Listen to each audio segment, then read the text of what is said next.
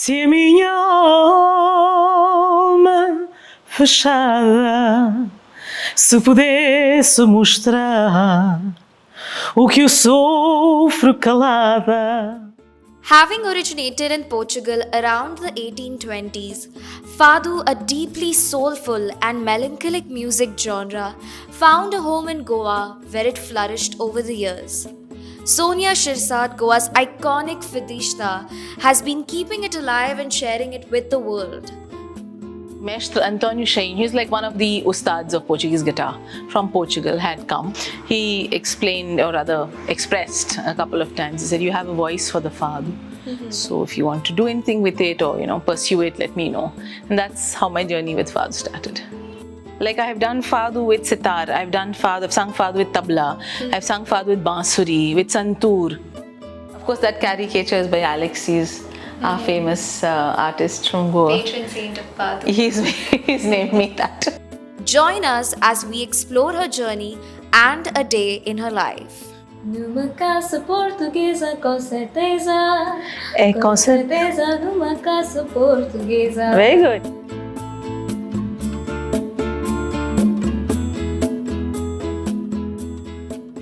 So we are here with Sonia Shirsat and we are here in Ponda, the place where she grew up. So we'd like to know about this place, how special is it for you, and maybe you can tell us something about this Fado that you grew up. So this is basically the place where I've lived all my life. I'm a totally Ponda girl. So Ponda, the town also has aged. People that were there are not there. People, even places have changed. Buildings have come up in places and I don't know those buildings. Sometimes I'm an alien in Ponda.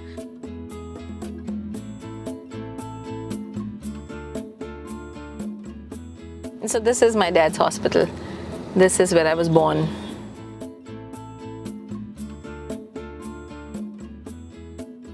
So I know that there's a very interesting story when it comes to your office and how you came about it. So can you share it with us? So what happened was, this is part of my father's hospital. This room used to be the operation theatre when my father's hospital was full-fledged running. And this is the room where I was born. C-section baby. Yeah, my mother was operated and I was born here. So when I wanted a place to sort of, to put up an office, it's basically a place where I can meet, place where I can call my students and have a one-on-one session, so. And also a place to keep all the awards and trophies and books and whatever I want to. I see all of these Fado related elements here. Like even the cushions, they have Fado, a nice cover. cover. Yeah. It's a painting by a painter called Mando. From Portugal, and the painting is called Fado. So you see this woman lost in the music of that sailor, and that sailor is strumming the Portuguese guitar and singing the Fado, and she's completely lost. She doesn't even know where her clothes have reached and where she is, and intoxicated in the music. So that is the painting called Fado. Actually, my first major award is the second one here, the wooden plaque there. The first place, yeah. So that was in Junior Chamber International, so JC's. That caricature is by Alexis, our famous artist from Goa. Patron saint of Fado. He's named me that.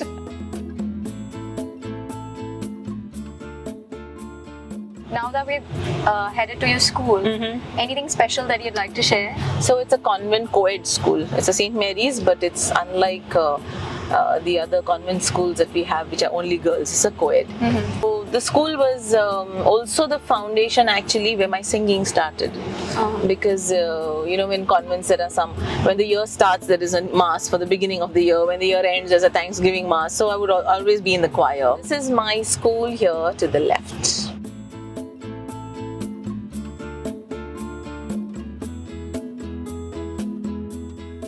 Okay, so now that we're here at your school, I am very curious to know what you were like as a kid. We've always seen you on stage.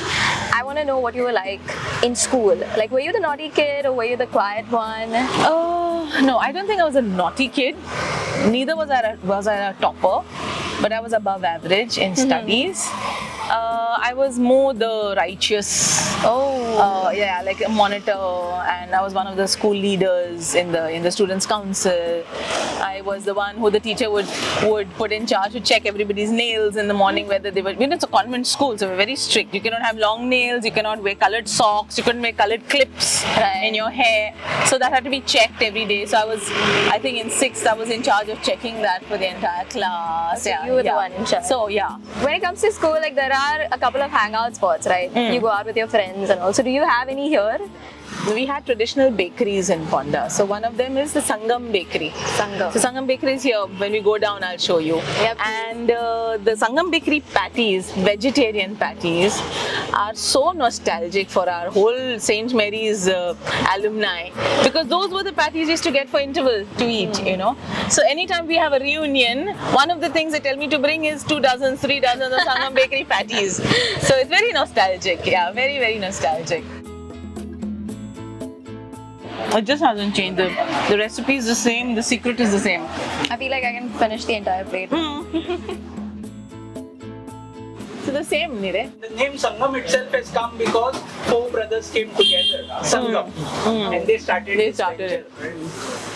That's a very All nice. were working in different places, so they decided that why not start their own venture. So we had this place. This gentleman was one of the 4 of the Sangam. The only surviving. The only survivor. ಒಳ್ಳೆ ಲಾಮ ಆಯುಷ Suni.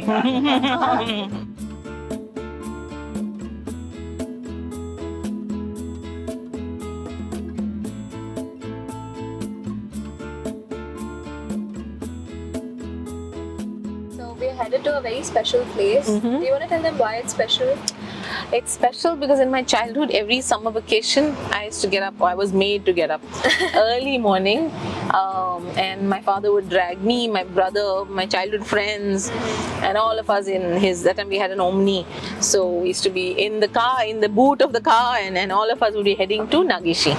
So Nagueshi Temple is a very beautiful temple that we have, but the lake in front of the temple is where we were all going to learn to swim.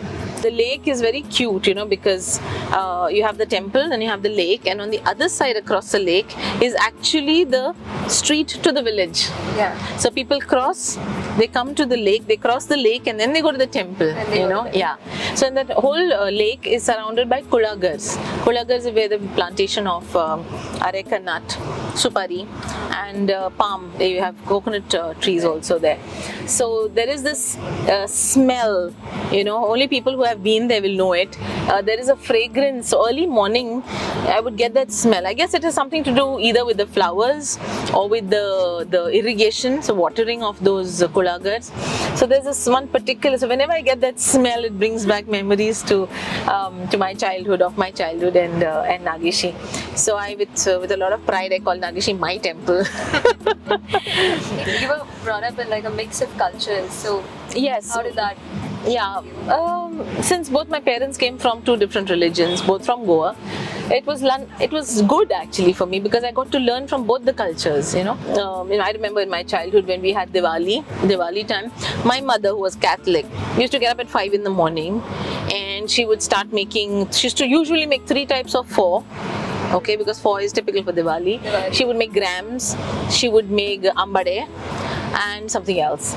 So she would make all that, and all these dishes would be ready in bulk, in good quantity, by 9 o'clock in the morning. So by the time my dad had had his bath and he was ready to go to the hospital, all this was ready.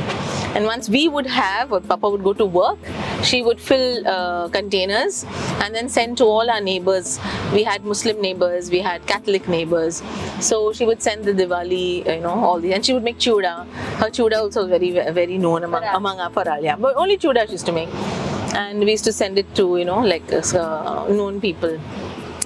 Likewise, my father being Hindu, every year for Old Goa feast, he used to make it a point to see that we all went there. We would go. Actually, it also coincided with my grandmother's death anniversary. His mother-in-law. Okay, he was a good son-in-law. So we used to go to Sonias Cemetery, light candles near her this niche, and then on the way back go to Old Goa, attend one novena, and then go through the fair, and then come home. You know, he being a non-Catholic. So that way I found both of them very mature in accepting each other's culture, each other's religion.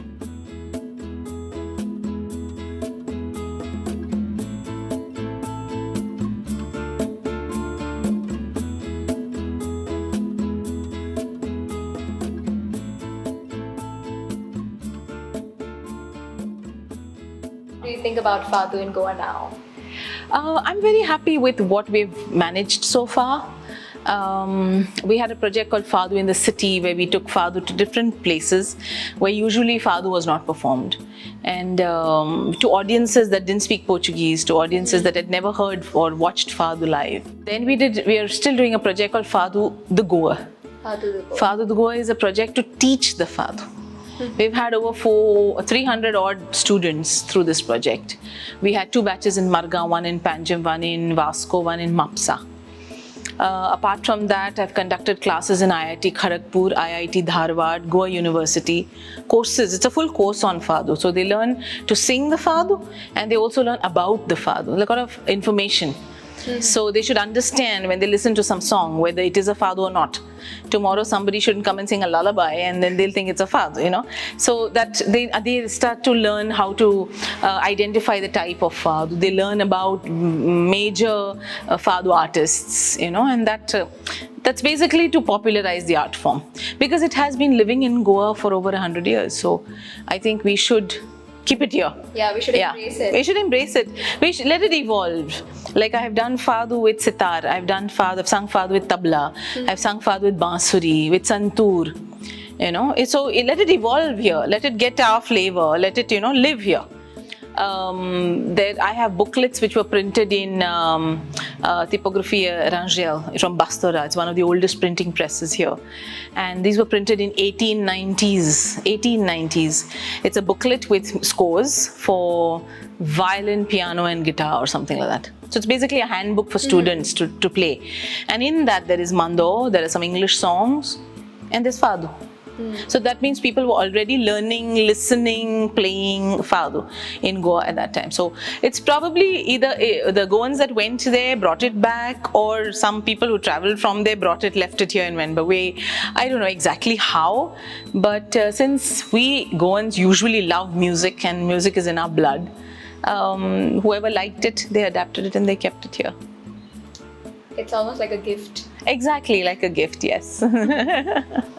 So, would you like to sing a few lines of any Fado that you Sure, why not? Sure, definitely.